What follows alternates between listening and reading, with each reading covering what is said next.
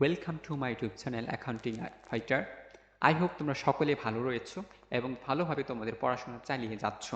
So dear student, আজকে তোমাদের জন্য নতুন একটি কন্টেন্ট নিয়ে এসেছি। কন্টেন্টটি হচ্ছে সেন্টেন্স কাকে বলে। আমরা যারা পড়াশোনা করছি তাদের অবশ্যই জানি যে সেন্টেন্সের একটি অংশ রয়েছে, অবশ্যই সেন্টেন্স সম্পর্কে তার বিস্তারিত জানতে হবে। আমরা যারা জানি না তাদের জন্য আজকে এই ক্লাসটি। যারা জানো তাদেরকে সাধুবাদ জানাই সুন্দরভাবে জানার জন্য, এবং যারা যদি মনে কোনো কনফিউশন থাকে তাহলে তোমরা আবারও সেন্টেন্স সম্পর্কে আমার এই ভিডিও ক্লাসটি থেকে তোমরা জেনে নিতে পারো। সো ডিয়ার স্টুডেন্ট, বেশি কথা না বলে ক্লাস শুরু করছি, এবং ক্লাস শুরু করার আগে তোমাদের কাছে একটি বিশেষভাবে রিকোয়েস্ট করি, তোমরা যারা আমার চ্যানেলটিকে এখনো সাবস্ক্রাইব করো নাই অবশ্যই চ্যানেলটিকে সাবস্ক্রাইব করে পাশে থাকা বেলটি বাজিয়ে আমার সঙ্গে থাকবা। সো ডিয়ার স্টুডেন্ট, চলো সেন্টেন্স কাকে বলে এখন বিস্তারিত জানা যাক। আমরা জানি যে সেন্টেন্স এক বা একাধিক শব্দ বা পদের সমন্বয়ে গঠিত হয়, যা দ্বারা বক্তার মনের ভাব সম্পূর্ণরূপে কী করা হয়, প্রকাশ করা হয়, তাকে আমরা সেন্টেন্স বা বাক্য বলি। মানে হচ্ছে সেই একটি বাক্য গঠিত হবে, সেই বাক্যে এক বা একাধিক শব্দ থাকবে বা এক বা একাধিক পদ থাকবে। এই যে শব্দ বা পদ মিলে যে একটি বাক্য তৈরি হয় তাকে আমরা বলি বাক্য তৈরি হয়, এবং সেটি মনের ভাব প্রকাশ করে তাকে আমরা বলে থাকি সেন্টেন্স বা বাক্য। এমন কথা হচ্ছে এক বা একাধিক শব্দ মিলে বা পদ মিলে একটি বাক্য তৈরি হলো, কিন্তু যখন সেটা বক্তার মনের ভাব প্রকাশ করলো না সম্পূর্ণরূপে, তাহলে সেটাকে আমরা সেন্টেন্স বলবো না। আমরা তখনই সেন্টেন্স বলবো যখনই এক বা একাধিক পদ মিলে একটি বাক্য তৈরি হবে, এবং সেই বাক্যটি একটি বক্তার কী করবে, মনের ভাব প্রকাশ করবে। একটি বাক্যের কী করবে, বক্তার মনের ভাব সম্পূর্ণরূপে প্রকাশ করবে, সেই বাক্যটিকেই আমরা শুধুমাত্র সেন্টেন্স বলবো। আমরা যদি কিছু উদাহরণ দেখি, দেখো, Rifat is going to school. Rifat is going to school, Rifat স্কুলে যাচ্ছে। দেখো এখানে সুন্দর করে একটি বাক্য সম্পূর্ণরূপে তার মনের ভাব প্রকাশ করেছে, বিধায় আমরা এই অংশটুকুকেই আমরা বাক্য বলছি বা সেন্টেন্স বলছি। তারপর দেখো, আই উইল নট প্লে, বলছে আমি খেলা করব না। সে যে খেলা করবে না সেটা সুন্দর করে তার বাক্যের মাধ্যমে বা পদ বা শব্দের মাধ্যমে কি করেছে, সে প্রকাশ করেছে, এবং যা সম্পূর্ণরূপে প্রকাশ হওয়ার কারণেই আমরা তাকে এটা কি বলছি, বাক্য বলে অভিহিত করছি। ঠিক আছে? তাহলে দেখো একটি বাক্যের গঠন হতে পারে কি কি থাকতে পারে। একটি বাক্যের গঠন, একটি বাক্যের গঠনে অবশ্যই তোমাদের দুটি অংশ থাকবে। একটি বাক্যের গঠনে অবশ্যই কয়টি অংশ থাকবে? দুটি। একটি কথা মনে রাখবা, একটি বাক্যের গঠনে দুটি অংশ থাকে। একটি হচ্ছে সাবজেক্ট অংশ, একটি অংশ থাকে কি সাবজেক্ট অংশ, আর একটি হচ্ছে কি প্রেডিকেট অংশ। একটি হচ্ছে সাবজেক্ট অংশ, এটি হচ্ছে প্রেডিকেট অংশ। এন্ড কথা হচ্ছে, স্যার আমি তো জানলাম যে একটি বাক্যের দুটি অংশ থাকে, একটি হচ্ছে সাবজেক্ট আর একটি হচ্ছে প্রেডিকেট। এখন সাবজেক্টটা কি স্যার, আমি তো এটা চিনি না বা বুঝি না। দেখো, বাক্যে এক বা একাধিক সাবজেক্ট থাকতে পারে, তবে সাবজেক্ট হলো সেই বাক্যে যাকে আমরা ব্যক্তি, বস্তু বা প্রাণী উদ্দেশ্য করে কোনো কিছু বলি তাকে আমরা সাবজেক্ট বলি। হয়তো কথাটা ক্লিয়ার না, আমি ক্লিয়ার করে বোঝাচ্ছি। অর্থাৎ বাক্যে এমন একজনকে বোঝাবে যার সম্পর্কে আমরা কি বলবো, যাকে আমরা উদ্দেশ্য করে কোনো কিছু বলছি, যাকে আমরা উদ্দেশ্য করে কি করছি, কোনো কিছু বলছি, সেটাই হচ্ছে আমাদের এখানে সাবজেক্ট। যদি উদাহরণ দেখো, রাহিম ইজ এ রাইটার, বলছে কি রাহিম ইজ এ রাইটার। এই যে রহিম সম্পর্কে আমরা বলছি, রহিম সরি সো রহিম সম্পর্কে আমরা বলছি, তার মানে কি রহিম এখানে সাবজেক্ট, রহিম হচ্ছে এখানে সাবজেক্ট। একটা কথা মনে রাখবা, সাবজেক্ট এবং অবজেক্ট হয় আবার কি নাউন প্রোনাউন। নাউন প্রোনাউনই একমাত্র সাবজেক্ট হিসেবে ব্যবহৃত হতে পারে। সো আমরা এখানে রহিম সম্পর্কে বলছি, মানে যাকে উদ্দেশ্য করে, কাকে উদ্দেশ্য করে বলছি, রহিম সম্পর্কে আমরা বলছি, সেখানেই হচ্ছে রহিম হচ্ছে এখানে সাবজেক্ট। এন্ড কথা হচ্ছে প্রেডিকেট কাকে বলে বা প্রেডিকেট আসলে কি। সাবজেক্ট সম্পর্কে উদ্দেশ্য করে যা বলা হয় তাকে আমরা প্রেডিকেট বলি। এই যে আমরা এতক্ষণ আমরা উদ্দেশ্য করে কাকে বললাম, রহিমকে উদ্দেশ্য করে কিছু কথা বললাম। এই যে কিছু কথা বললাম ইতিমধ্যে, ঠিক আছে, রহিম সম্পর্কে আমরা কিছু কথা বললাম, যে রহিম সম্পর্কে আমরা যা যা বললাম সেটাই হচ্ছে আমাদের প্রেডিকেট অংশ। রহিম সম্পর্কে আমরা যা যা বললাম সেটাই হচ্ছে আমাদের কি অংশ, প্রেডিকেট অংশ। তারপরে দেখো, সে ইজ প্লেইং গিটার, ঠিক আছে, বলছে সে ইজ প্লেইং গিটার, সে গিটার বাজাচ্ছে। সো এই যে সি, আমরা কার সম্পর্কে বললাম, তার সম্পর্কে। আমরা কার সম্পর্কে বলেছি, তার সম্পর্কে। আমরা কাকে উদ্দেশ্য করলাম, তাকে উদ্দেশ্য করে। আমরা তাকে উদ্দেশ্য করে কোনো কিছু বললাম। এই যে আমরা তাকে উদ্দেশ্য করলাম সেটাই হচ্ছে আমাদের সাবজেক্ট, এবং যাকে উদ্দেশ্য করে কোনো কিছু বললাম বিস্তারিত, সেটাই হচ্ছে আমাদের প্রেডিকেট অংশ। তাহলে আমরা বুঝতে পারলাম ডিয়ার স্টুডেন্ট যে সাবজেক্ট এবং প্রেডিকেট থাকে একটি বাক্যের অংশ। তাহলে মনে রাখতে হবে একটি বাক্যের দুটি অংশ থাকে, একটি হচ্ছে সাবজেক্ট অংশ, এটি হচ্ছে প্রেডিকেট অংশ। আমরা যাকে উদ্দেশ্য করে কোনো কথা বলি সেটাই হচ্ছে সাবজেক্ট, আর যাকে উদ্দেশ্য করে কোনো কিছু বিস্তারিত বলতেছি সেটাই হচ্ছে আমাদের প্রেডিকেট অংশ। ঠিক আছে? তো এমন কথা হচ্ছে, স্যার আমরা সাবজেক্ট জানলাম, সেন্টেন্স জানলাম, এমন কথা হচ্ছে সেন্টেন্স কত প্রকার এবং ধরনের হয়ে থাকে সেটা জানতে হবে। আমির কথা অনেকেই বলে যে সেন্টেন্স 5 প্রকার, অনেকে বলে যে সেন্টেন্স 3 প্রকার। আসলে মোট কথা সেন্টেন্স কত প্রকার? মোট কথা মনে রাখবা সেন্টেন্স হচ্ছে 2 ধরনের হয়ে থাকে। একটি হচ্ছে অ্যাকর্ডিং টু দ্য ফাংশন, অর্থাৎ অর্থ অনুসারে সেন্টেন্স হচ্ছে 5 প্রকার। অ্যাকর্ডিং টু স্ট্রাকচার, অর্থাৎ গঠন অনুসারে সেন্টেন্স হচ্ছে 3 প্রকার। মোট কথা সেন্টেন্স হচ্ছে 8 প্রকার রয়েছে। সো তোমাদের যদি কেউ প্রশ্ন করে সেন্টেন্স কত প্রকার, তোমরা বলবা সেন্টেন্স আসলে 2 ধরনের হয়ে থাকে। একটি হচ্ছে অর্থ অনুযায়ী আর একটি হচ্ছে গঠন অনুযায়ী। অর্থ অনুযায়ী 5 প্রকার আর গঠন অনুযায়ী হচ্ছে 3 প্রকার। সো ডিয়ার স্টুডেন্ট, এখন আমরা জানবো অর্থ অনুযায়ী যে সেন্টেন্স 5 প্রকার রয়েছে সেইগুলোর বিস্তারিত। দেখো কি কি রয়েছে 5 প্রকার। অ্যাসার্টিভ সেন্টেন্স, অর্থাৎ বিবৃতিমূলক সেন্টেন্স, ইন্ট্রোগেটিভ সেন্টেন্স, প্রশ্নমূলক সেন্টেন্স, তারপর হচ্ছে ইম্পারেটিভ সেন্টেন্স, অনুজ্ঞাসূচক সেন্টেন্স, তারপর হচ্ছে অপটেটিভ সেন্টেন্স, ইচ্ছা বা প্রার্থনামূলক সেন্টেন্স, এক্সক্লামেটরি সেন্টেন্স অর্থাৎ বিস্ময়সূচক সেন্টেন্স। এই যে 5 প্রকার সেন্টেন্স রয়েছে এই সম্পর্কে আমরা যখন বিস্তারিত জানবো তাহলে আমরা বুঝতে পারবো যে পৃথিবীতে আমরা যে ধরনের কথা বলি না কেন এই 5 ধরনের কথাই আমরা বলে থাকি। অর্থাৎ পৃথিবীতে তুমি যা কিছু বললো না কেন সব কিছু এই 5 ধরনের সেন্টেন্সের ভিতরেই অন্তর্ভুক্ত হবে। সো ডিয়ার স্টুডেন্ট, দেখো অ্যাসার্টিভ সেন্টেন্স কাকে বলে? যে সেন্টেন্স দ্বারা কোনো বিবৃতি প্রদান করা হয় তাকে অ্যাসার্টিভ সেন্টেন্স বলে। এন্ড কথা হচ্ছে স্যার বিবৃতি মানে কি? এখানে বিবৃতি বলতে আমি কোনো একটা কথা যখন বিশাল করে বলতে পারি, রচনা আকারে বলতে পারি, কোনো ব্যাখ্যা দিতে পারি, সেটাই হচ্ছে বিবৃতিমূলক কথা। ঠিক আছে, মানে আমি একটা কথা বললাম যে তোমাকে এই সম্পর্কে একটা ব্যাখ্যা দিতে হবে। সো এই সম্পর্কে যখন আমি ব্যাখ্যা দিতে যাচ্ছি তখনই তো আমি এই ছোট জিনিসটাকে বড় করছি, তাই না? এই যে ছোট জিনিসটাকে যখন আমি বড় করছি সেটাই হচ্ছে আমার বিবৃতিমূলক। আর এই বিবৃতিমূলকটাকেই বলা হয় অ্যাসার্টিভ সেন্টেন্স। অ্যাসার্টিভ সেন্টেন্স বলা হয়ে থাকে। যেমন Rifat is doing his homework, হচ্ছে Rifat his doing his homework, সে তার বাড়ির কাজ করছে। সো আমি রিফাত সম্পর্কে কি করলাম, এখানে বিস্তারিত বললাম। সো এখন কথা হচ্ছে আমি যে কথাটা বললাম এই কথাটা হতে পারে হ্যাঁ বোধক অথবা না বোধক। এই জন্য বলা হয় যে অ্যাসার্টিভ সেন্টেন্স 2 ধরনের হয়ে থাকে। একটি হচ্ছে অ্যাফার্মেটিভ অথবা আরেকটি হচ্ছে নেগেটিভ।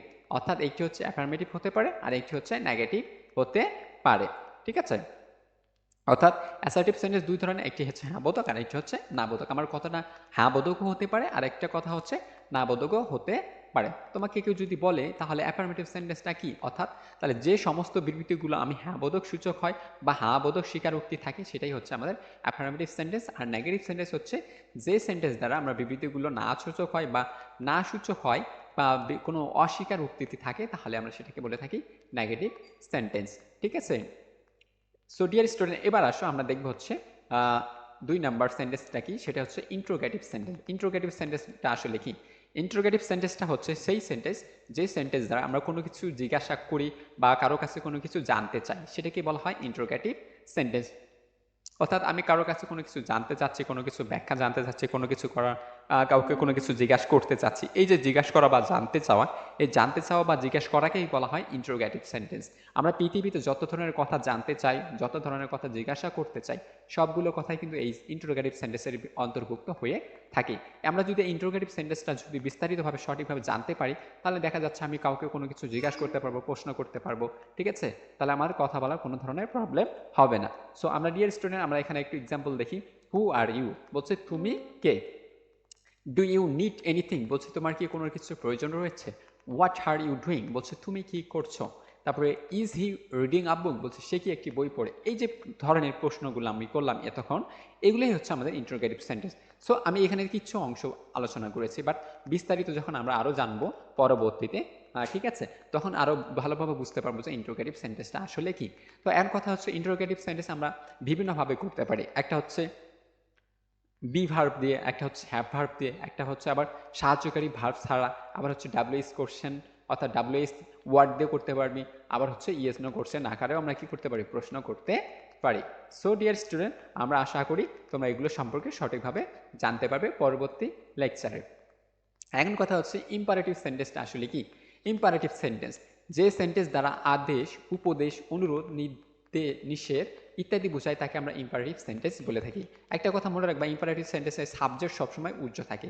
সাবজেক্ট সবসময় কি থাকে, উচ্চ থাকে, মানে হচ্ছে সাইলেন্ট থাকে, যেটা হচ্ছে দেখা যায় না কিন্তু বোঝা যায় যে ওখানে সাবজেক্টটি রয়েছে। তাহলে আমরা বুঝতে পারলাম যে সেন্টেন্স দ্বারা কি বোঝাবে, আদেশ বোঝাবে, উপদেশ বোঝাবে, অনুরোধ বোঝাবে, নিষেধ বোঝাবে, সেটাকে আমরা বলবো ইম্পারেটিভ সেন্টেন্স। যেমন উদাহরণ, please give me a cup of tea. এই যে এখানে রিকোয়েস্ট বোঝাচ্ছে অর্থাৎ অনুরোধ বোঝাচ্ছে যে এই ধরনের অনুরোধমূলক বাক্য। আমি কাকে অনুরোধ করলাম যে আমাকে 1 কাপ কি দাও, টি দাও, অর্থাৎ আমাকে 1 কাপ চা দাও। আমাকে চা দেওয়ার জন্য আমি তাকে কি বললাম, বিশেষভাবে অনুরোধ করলাম। সো এটা হচ্ছে অনুরোধমূলক একটি বাক্য। ডু ইট নাও বলছে, ডু ইট নাও, এই যে একটা কমান্ড, অর্থাৎ কমান্ড মানে কি, আদেশ দিল যে তুমি এইটা এখনই করো, এইটা হচ্ছে এখনই করো। তো এই ধরনের বাক্য যখন আমরা বুঝতে পারবো তখনই আমরা সেটাকে বুঝবো হচ্ছে ইম্পারেটিভ সেন্টেন্স। ঠিক আছে, এই ইম্পারেটিভ সেন্টেন্সের হতে পারে হ্যাঁবোধকও হতে পারে, আবার নাবোধকও হতে পারে। সো ডিয়ার স্টুডেন্ট, আমরা আশা করি এইটুকু অংশ সুন্দরভাবে বুঝতে পেরেছি। এবার দেখো আমরা দেখব হচ্ছে অপটেটিভ সেন্টেন্স। যে সেন্টেন্স দ্বারা মনের ইচ্ছা, আশা, প্রার্থনা প্রকাশ পায় তাকে আমরা কি বলে থাকি, অপটেটিভ সেন্টেন্স বলে থাকি।